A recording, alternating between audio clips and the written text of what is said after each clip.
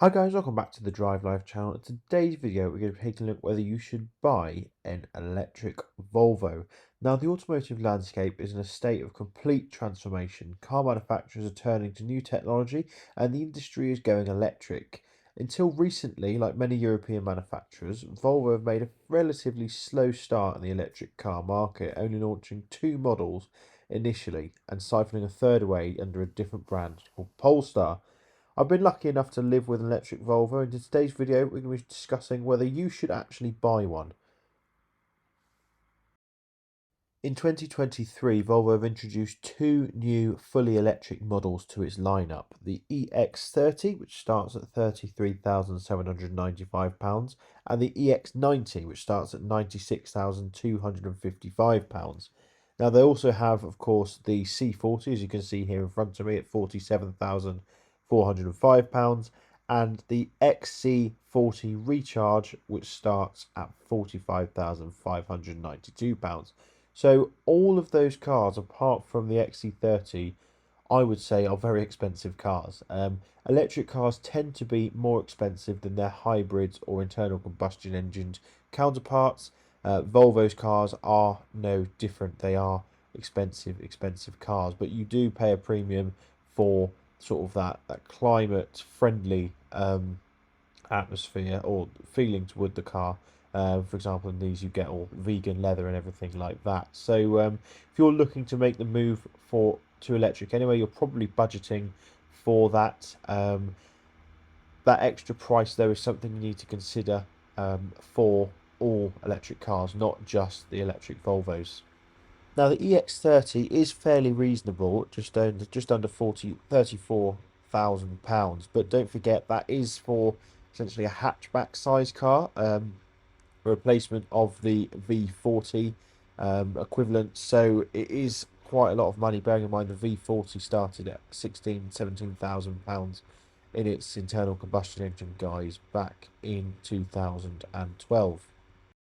Next up, we're going to talk about range and, in particular, realistic range for Volvo electric cars. Now, this car in front of me, like I said, is the C40 Recharge. It's got a claimed range of around 240 miles, up to 280.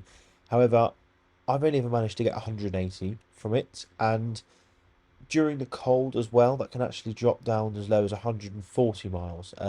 So bear that in mind.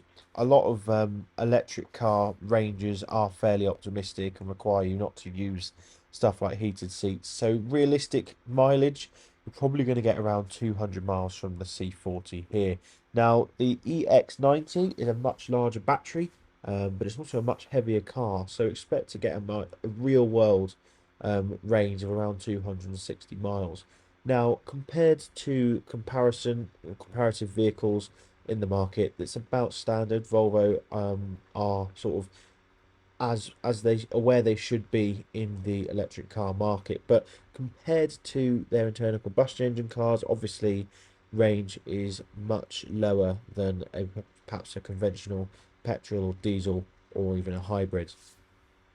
Now, I was quite surprised how much Volvo's batteries were affected by the cold. Now, of course, you can buy heat pumps, or you can option heat pumps, for example, and the batteries will self-heat themselves if they're plugged in overnight. But the inescapable truth is that lithium batteries used in these cars don't like the cold, and as a result, in cold climates, you will lose battery. Now, to drive, these cars are fantastic. Volvo's luxury mixed with sort of the EV driving experience means that you're in for a really smooth, comfortable, serene journey in these cars. All of them, even the EX30, will be the same. They're built very well, built very solidly, and you're just going to get a very good car. Let's not forget these are Volvos at the end of the day. So you're getting essentially the Volvo of electric cars. You're getting a well-built, solid car. So bear that in mind, obviously, when you're considering um, other vehicles. For example, if you're looking at the offerings from Hyundai, etc., note that fit and finish is probably going to be better in the Volvos. Now, if you're going from an internal combustion engine Volvo to electric or looking to make that jump, then again, that's something to consider.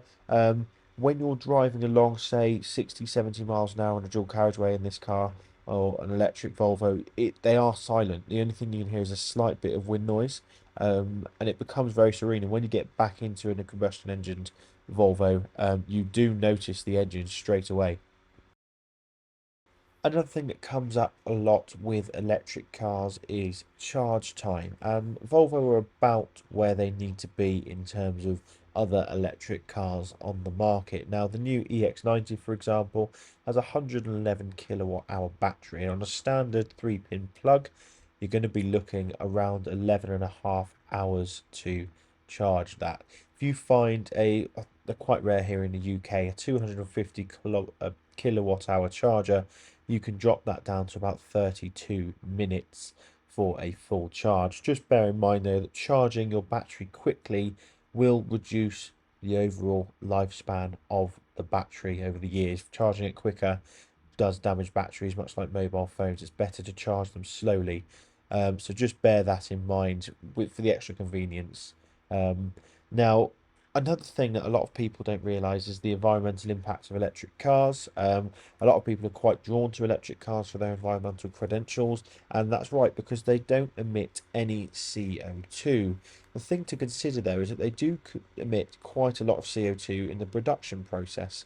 Volvo did a comprehensive study into this with their XC40 Recharge and found that it would take around sort of 5 years, 6 years, or 80,000 miles worth of driving before the CO2 benefit of an electric car is realised. So just bear that in mind. If you're doing it for environmental reasons, but change your car every 3 years or so, you may not be doing the environment as many favours as you think you might be. Moving on to how these cars drive, then, as I alluded to before, they are absolutely sublime and serene driving down a sort of your standard A, B, or even motorways. They have a sense of serenity. As usual with Volvos, the noise isolation from the outside world is fantastic, and coupled with the silent drivetrain, really makes for a lovely peaceful driving experience. Now, you do notice the weight. These cars are exceptionally heavy with these batteries. I mean, the new EX90 is going to weigh over 3 tons when it hits the road, which is huge. This C40 that I'm driving here weighed around 2.8 tons, so they are very, very heavy cars indeed. And you do notice that, but Volvo have engineered them very well to mask a lot of it. So, in terms of day-to-day driving, or the average driver probably wouldn't notice it. In terms of performance, these cars are very nippy. Electric cars tend to be you get instant torque straight away, and on this particular occasion, I'm driving the C40 twin motor, 0 to 60 in around 4 seconds. It's an absolute rocket off the line. Obviously, all-wheel drive as well. But even the lower spec two-wheel drive models, they're 0 to 60 in around 6 or 7 seconds. So they are pretty sprightly, to say the least. And obviously, you don't buy a Volvo for out-and-out driving pleasure, but they are pretty good to drive. And then finally, we come back to running costs. Now, obviously, electric vehicles are more expensive to buy than a hybrid or internal combustion engine car. We all know that. It's the cost of all the new technology. However, how do they compare to running a hybrid or internal combustion engine car? Well, when electric cars first came for sale, it was sort of a selling point that they were super cheap to run.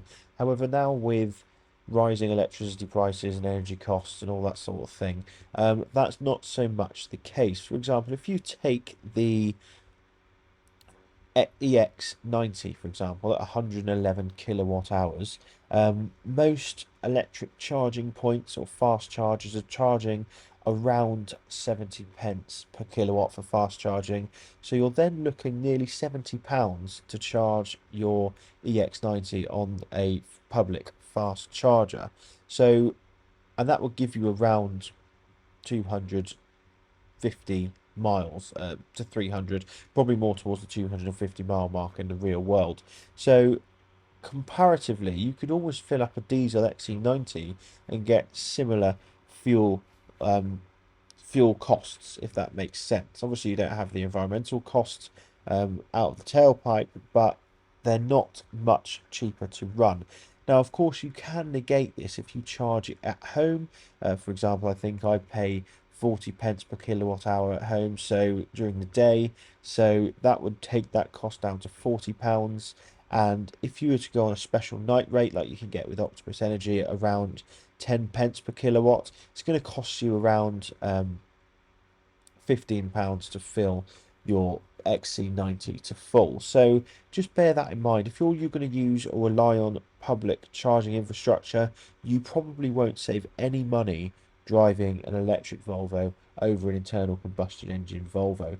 But if you're a person who has access to home charging, got a nice driveway, perhaps you've got solar panels, etc., then electric cars make a lot more sense. And I think that's something to consider for a lot of people moving from internal combustion engine Volvos or internal combustion engine cars over to an electric Volvo.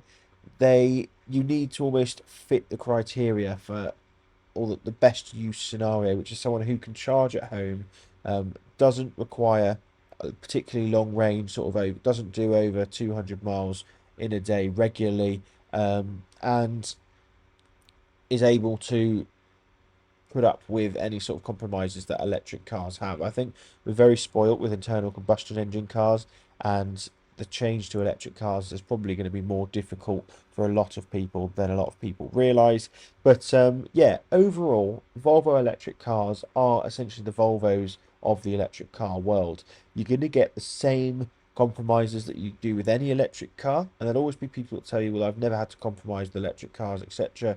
But I can tell you from my experience, there are certain compromises you have to make, and that's just based on my lifestyle. If you're someone who doesn't do very many miles, then it makes sense to get an electric car, I think. But for me, who's someone who does sort of 500, 600 miles a week, doesn't have a driveway to charge on, then it doesn't make any sense at all. So bear that in mind. But like I said, you're going to get a very, very premium luxury car for your money. You're going to pay quite a bit. I mean, the EX90 starting at £96,000. You can get the Mercedes EQC for £80,000. The BMW iX starts at £70,000, and the Audi Q8 e-tron starts at £80,000. So they are expensive, but they're also one of the only Volvos, or they're the only three-seat or three-row electric SUVs on the market. So it's all swings and roundabouts. If you're a Volvo fan, then you won't be disappointed by an electric Volvo. So yeah, thanks for watching. Don't forget to like, comment, subscribe. I hope that's given you the information you guys need to make that decision, or whether you're just interested, whether you're an electric car driver and you're looking to switch to a Volvo, or whether you're already a Volvo owner and looking to switch to electric. I hope I've given you enough information to work with. But yeah, make sure you subscribe for plenty more Volvo content, and I'll see you next one. Cheers.